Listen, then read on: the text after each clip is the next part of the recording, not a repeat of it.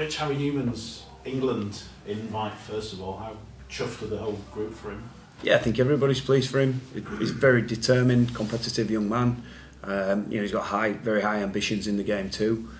For him to achieve a call up to attend a meeting like that is terrific for him. He made the nights last year, played really well, and obviously he started the season in great form. So yeah, terrific for Harry, and we're all chuffed to bits for him and really proud of him. He's a confident young man, isn't he? How did he take the news? He's a very confident young man, yeah. In his stride. I think some parts of his game and in terms of maturity, are things that he's worked just as hard on as his defence and his catch and pass. Harry's one of these very fortunate kids that all the good stuff comes very naturally to him. He's a very gifted athlete, great off both feet, incredibly strong. So some of the parts of his game he's had to work on has been his temperament, his consistency, some of the effort areas of the game. But yeah, he's made terrific strides, and we all love him to bits here. Can you see him playing against the Aussies in the autumn? Yeah, I don't know. Too early for that.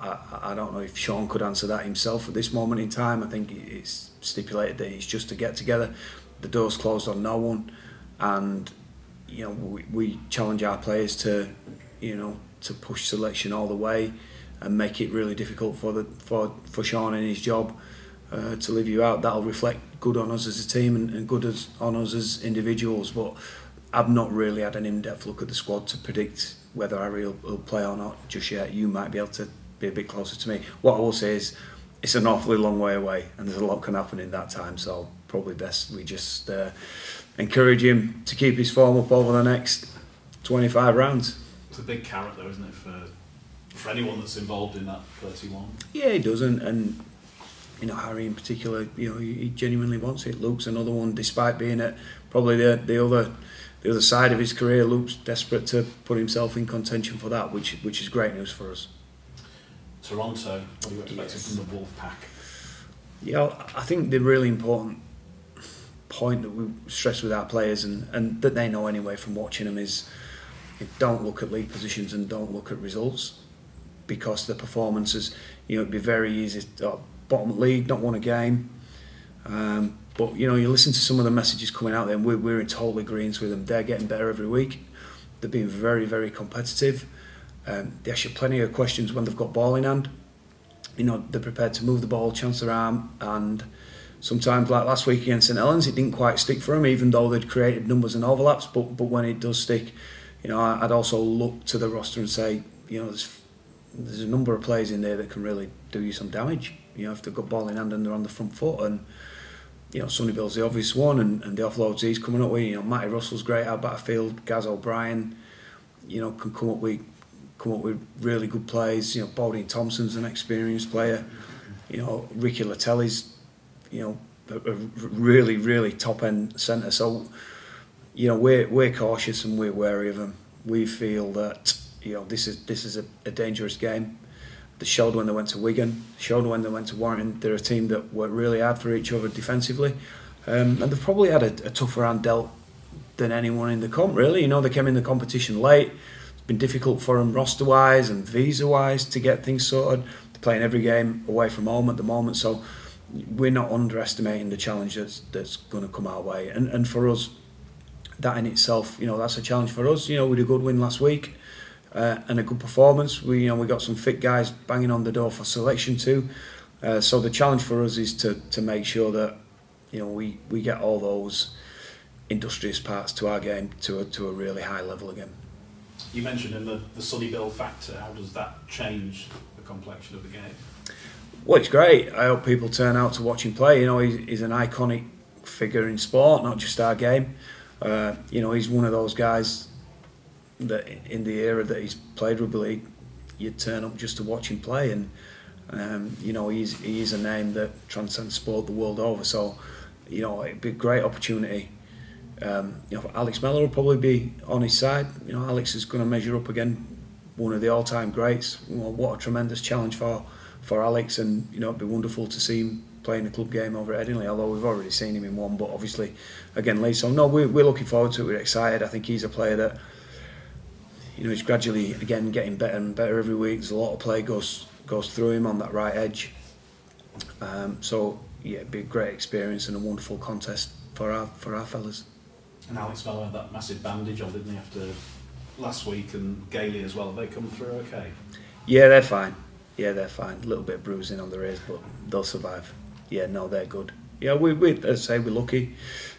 Joe Greenwood's come into the squad. We had a terrific performance last week. Liam Sutcliffe's back in contention. Tommy Biscoe's not too far away. So, you know, despite losing Wacker, we've got a fit and healthy squad that are really, you know, fighting and challenging for the spots at this moment in time. Is it too early to say how long Jack Walker might be out for? Yeah, it is at the moment. He's seen a surgeon again today to check where he wants surgery. You know, it's not a good injury. Initially, we were hoping the partial tear, but I think further tests, we've referred him to a surgeon. I can't put a time scale on it at this moment in time, but yeah, it's not looking good at this moment. What are the chances of Joe Greenwood making his debut tomorrow? Yeah, he's a chance. Yeah, he's a chance. You know, there's the option to use Joe in there.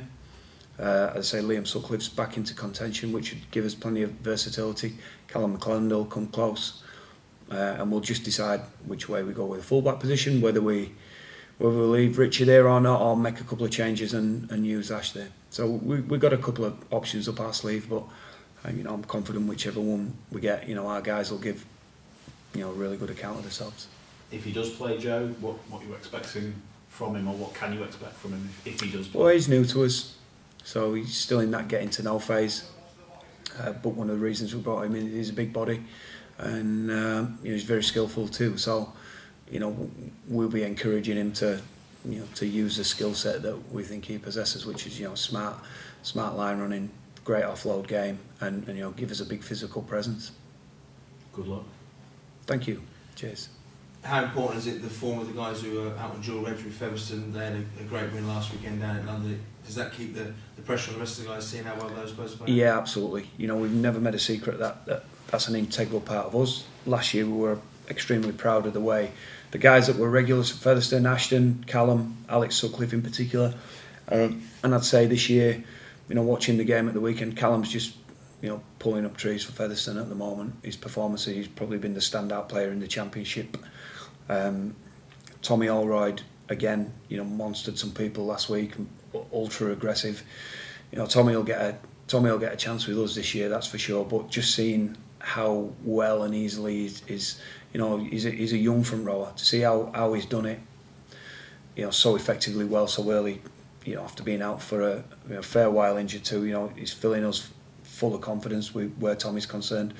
Alex Sutcliffe came back last week. Obviously played a bit of first grade, and then, you know, didn't get much go his way the weekend. But I think Alex been a proven performer at that level, which has undoubtedly, you know, catapulted him into contention for a spot with us. You know, I've gone on record many times saying, you know, we're really happy with Alex and the progression he's making. So no, it's been great for us. Jared O'Connor's played some good football with him too. So yeah, it's been good. You know, having Webbo as our coaching staff in the day too. You know, he can spend a little bit more time with those guys. He understands the next wave of players that we've got available to them are real good ones when that time's needed. So yeah, at the moment, it's been terrific knowing that they're playing a good level and good standard with Featherstone in a team what's, you know, challenging right in the top four there. So if and when we have to pull them up to play with us, you know, we know that they're absolutely ready.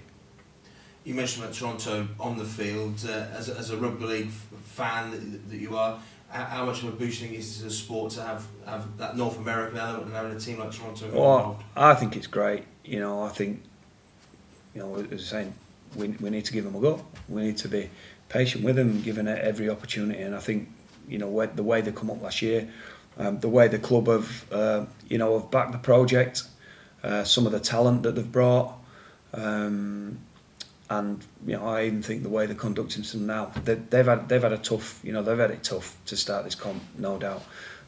But just the profile that it can give our sport, it's taking it onto a different market and a different level. And you know, there's already talk of other North American teams maybe having a look at trying to create a franchise. I can see no negative in that. Everything for me has been pretty positive about what they've done. Just finally, on the England squad, Ash Hadley missed out on selection for the main squad and the Knights. You think it's a blow for Ash, or how's he taken that? No, I think Ash would look at that and, like you would expect him to do, and I'm sure like the coach expects him to do, is try and prove them wrong. It's very early days. They've said that. It's not ruling anybody out or anybody in for the test matches at the end of the year. And Ash has got a burning desire to represent his country, and if he sets about trying to work his way into that squad and prove himself, again, that could only be good for us. And I know Ash has got the attitude that, okay, that's where it's at. Whatever I've got to do and try and play my way in, then he'll try and do that. But I think we've got to put it in perspective that it is a very early squad at this moment in time, and we're hoping that there'll be more than Ash wanting to force Sean's hand by the end of the season, and that will only be good for us. In terms of Ash, though, he obviously went over the 9 squad and got that belated call to join in with the Great Britain squad. Do you think he's ready for that step up for international rugby? Well, I thought he had a really good year last year. In every aspect of wing play. His try scoring, he took his chances well. His try scoring were terrific. His work out of backfield, good under the high ball. His numbers were very, very good. I think for Ash, it's just a continuation of the same, and touch wood, we can be a good enough team during the course of the year that we come under the microscope a fair bit. It's fair to say if you're an international coach, you tend to look at the teams that are performing well during the competition. That's only quite natural. So, that's where we want to be. And if we're one of them teams, then our players will, come under the microscope probably a little bit more. But he gives Ash other challenges. He's going to come up again a lot of these wingers during the course of the competition, and if he does that, then that's the time that you challenge yourself and you try and put a better game out than your opposite number. But that's what it's all about too. So yeah, he's definitely not sulking and kicking stones. It's a big squad, but it's one that I'm sure there'll be ins and outs during the course of the year. So for us as a team, me as a coach, we're really supportive of what England's trying to do this year. We'll continue to do that, and any feedback that comes our way that how we might want our players to improve or what the coaching staff are looking for, we'll try and work with them, and we'll try and give them some selection headaches, which is what we all should be doing really.